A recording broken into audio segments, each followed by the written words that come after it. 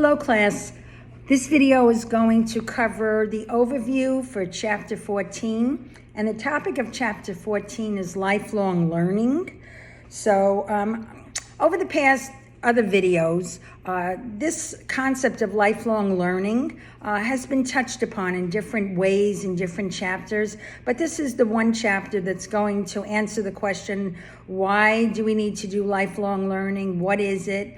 Where do we find it? How do we do it? And, is it something we have to do forever? And I could give you the answer right away. It's yes. Okay? So let's start off, as always, with defining what it is. So lifelong learning refers to all purposeful learning, whether it's formal learning, informal learning, that we do over the course of our lives. Thus the term lifelong learning. Okay? The driver of this has been the advances in technology. As we know, technology changes minute to minute.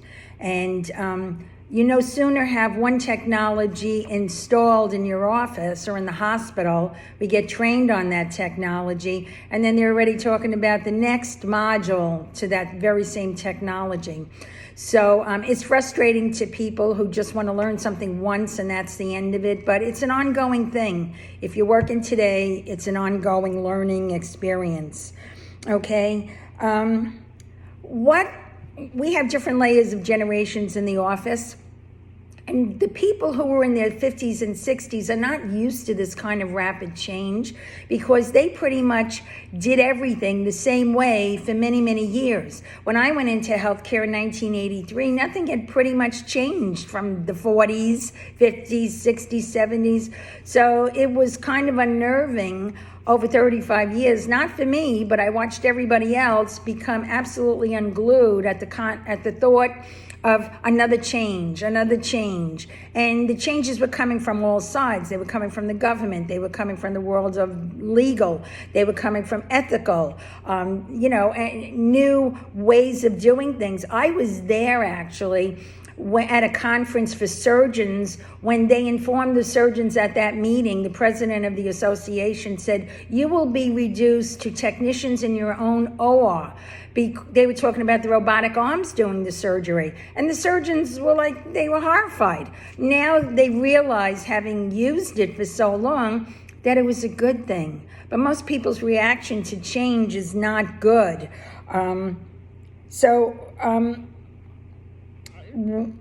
What new healthcare professionals may find surprising is how much learning they will be doing after they graduate. So that time period, when you're in school, high school, college, graduate school, postgraduate school, doctoral school, when that's all finished, that point is the beginning of lifelong learning. After all your formal education is finished, then you will begin your lifelong learning journey, if you will. Okay, I just referred a minute ago to changes in healthcare, and the truth of the matter is changes in the delivery of healthcare take place continually.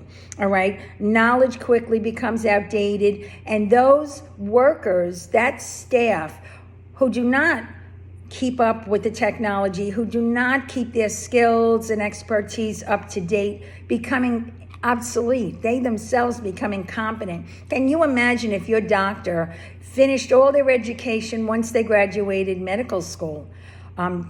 You wouldn't want to go to that doctor. Okay, doctors are continually learning, reading articles, going to conferences, gathering new information, new ways of doing things. And we are too. For example, just in the world of healthcare as a patient, we no longer really have to even see the doctor. We have at our fingerprints, via these patient portals, everything we need to know about ourselves. We can read all our labs. We can read all the medical notes, the summaries of office visits, all the medications that we're on. We can pay our bills. We can see how much we've spent on the past year for health care. We can even visit our doctors virtually. With the pandemic, I think that this experience with this pandemic has just pushed to the forefront everything that was just sitting on the sidelines in healthcare, such as these virtual doctor appointments. They were starting, the more savvy medical centers were starting to do them. And what's really held them up was, how is the insurance going to reimburse for these visits? But now with the pandemic, that people could not go into the doctor's offices, it really forced the hand of everybody in healthcare to say, okay, we have to do this virtually, let's do it. And now people couldn't be happier. I, for one, had a virtual appointment with my doctor, and I'm so glad, because I really just needed to talk to her about some medication that I wanted and that I needed. And we were able to do it from my house, and then she spoke to me, agreed with me, and sent the prescription off electronically, I might add, to the pharmacist. Okay, so, but that's just one example, excuse me, of all the changes that we're seeing in healthcare.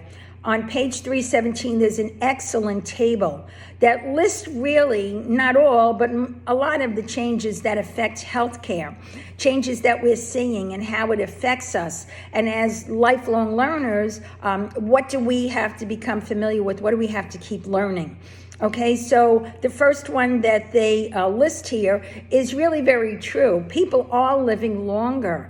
And so if you work in healthcare today, it's very likely you're going to have a very large part of your patient base is going to be a senior citizen, an elderly patient, and all that that brings with it, okay? So some of the things that we really have to understand is, how do they develop and what's the stages of being an elderly person?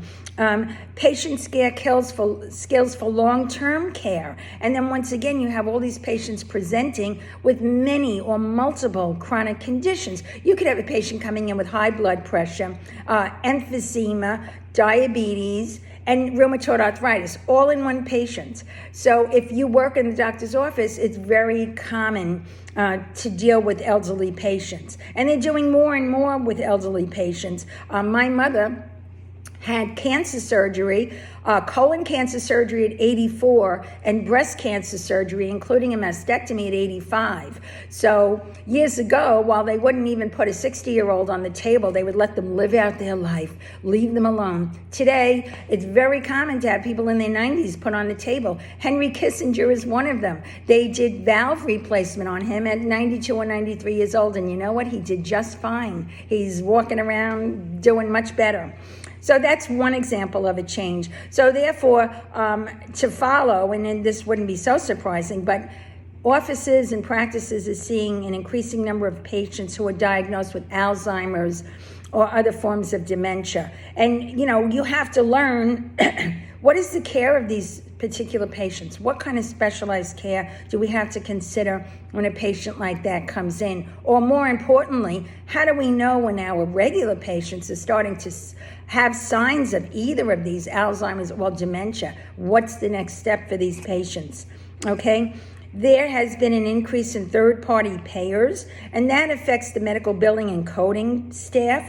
So they've had to keep up on all the coding and billing practices that constantly change. They have to be very familiar with the contract administration of these insurers, because one doctor could be contracted, excuse me, with over 120 insurers, and each contract has little nuances that are different from the other one. And so you really have to learn how to distinguish Aetna from Cigna from Medicare, all right? Also, you have to be knowledgeable about the whole changing obtaining pre-authorizations for treatment. Those are constantly changing. And permission for referrals to specialists. So your patient comes into the PCP and the doctor wants to refer that patient to a specialist. Certain HMO plans, certain managed care plans let the patient do this. Other managed care plans, only the doctor can make that decision if that patient can go to a specialist. Once again, something that constantly changes, and we have to constantly learn it. The whole issue of increased computerization means that the staff, the doctors, the nurses, all have to keep up on computer applications in healthcare, administration, diagnostics, treatment, and education. So all of that has to be constantly learned and kept up to date. This whole increase in drug-resistant bacteria, patients and even staff who are in their 50s, 60s, or 70s, they're used to going to the doctor's office and always leaving with a prescription in hand for an antibiotic. So they believe that's the way medicine should be practiced. I go to the doctor, I come back with an antibiotic. And we know because of the overuse of antibiotics that some of these bacteria have morphed to the point that they're resistant to the bacteria. That's a nightmare from a healthcare point of view, because if you can't treat a patient who has a bacterial infection with antibiotics, what happens then? What if you have a public health crisis where you have this bacteria moving around in large groups of people, such as the corona-19 virus? That's a virus. But using a pandemic as an example, you have hundreds and thousands, if not millions of people who are afflicted with a bacterial infection that's resistant to antibiotics. You could see where that's going. How would you begin to control that? Okay, so we have to educate the patients that, everything is not treatable by an antibiotic. All right, the development of increasingly sophisticated equipment, new diagnostic procedures and treatments, all of that has to be learned as we're changing the way we do treatments, as we change the way we do procedures, as we get this really sophisticated imaging, for example, PET scans, MRIs, CAT scans. We have to know everything there is that we have to know about it. Plus, we have to know how to read the results of these tests. What are the reports like? And then finally, and it's not finally, I'm just, not saying everything on this table, but I'm going over most of them. This implementation of the Patient Protection Act. That began, it was passed and it started to begin in 2010. But over the past 10 years leading up and including this year, new parts of it are brought out, rolled out, if you will, every so often. So we have to see how we're going to practice with this new rollout, how we do this now with this new rollout. And so that's something that we have to figure out, how to practice healthcare in an environment where you have legislation that just keeps changing. Okay?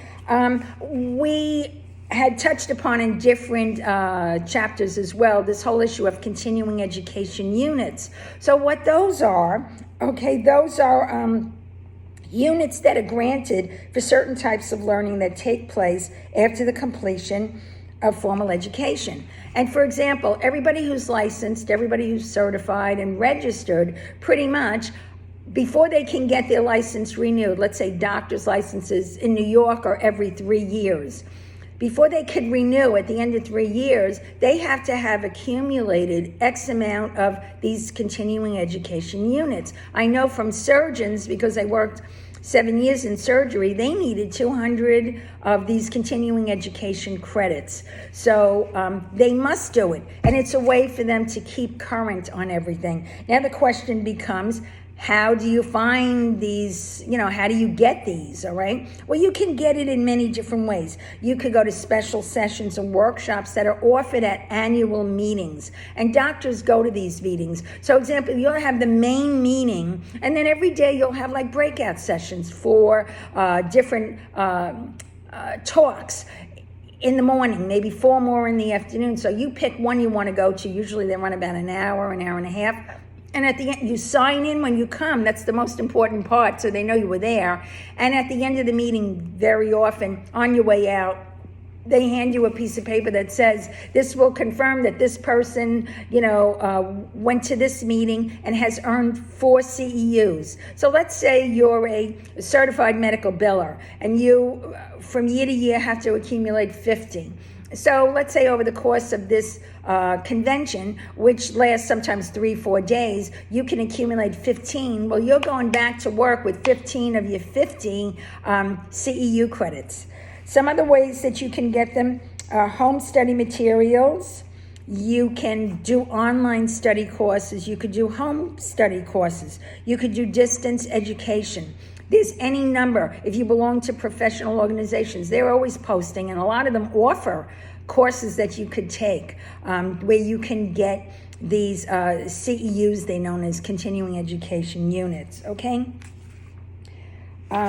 Self-directed is another way that you can learn things. And that's where you pretty much do this on your own. So one very important way to do it is to observe others. Watch how successful, experienced professionals perform their duties. Ask questions.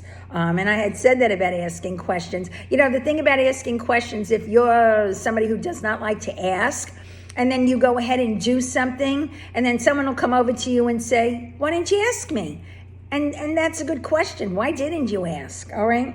So reading books and journal articles, studying in small groups, getting together with colleagues, studying with partners or mentors, attending professional conferences and meetings, watching online presentations. All right. There's some really good websites out there. The CDC, the Centers for Disease Control and Prevention, is one.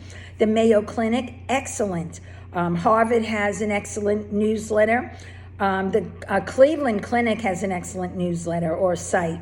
The National Institutes of Health, and last but not least, and this is one of my favorites, and I was very surprised to hear many of my doctor friends tell me that they go on WebMD all the time for things. And what I like about WebMD is it's really a full, a lot of them are today though, but WebMD has diagrams so you can point and say, this is where I'm having a problem on the body. It'll tell you when you should go to the doctor, when you don't have to go to the doctor. It'll tell you everything you need to know about whatever it is you're looking up in lay terms. So you'll understand it. It's not like you say, oh my God, I need a medical dictionary to understand this. You don't. They speak very plainly and clearly, and anybody could understand it. Okay, so I'm going to close this video with one of the last few sentences in this chapter. And this you really should, pay attention to and really look at the world this way. Think of the world as a giant classroom that offers endless opportunities for learning. Keeping up with changes and adding to your knowledge and skill base should be part of your work routine. You will have the satisfaction of knowing you are staying current and competent. So, as I said to you, it's a very short chapter. That's it for this chapter. And once again, lifelong learning, you have to incorporate it into your work routine. And moving forward, you'll stay competent and you'll be an employee who, is very desirable. I used to read every little thing when I first got into healthcare, one of my jobs, and I'd go into my boss and say, oh, you know what I read? Oh, about this. And you know what? He didn't believe me, or he didn't know what I was talking about. I had one doctor directly challenge me when I told him I found 4D imaging when I worked in radiology. He didn't believe it. I showed it to him. And so, it's really good for you to know what's coming down the pike, the trends and, keeping current. So I thank you very much for your attention to this, and I will see you next video.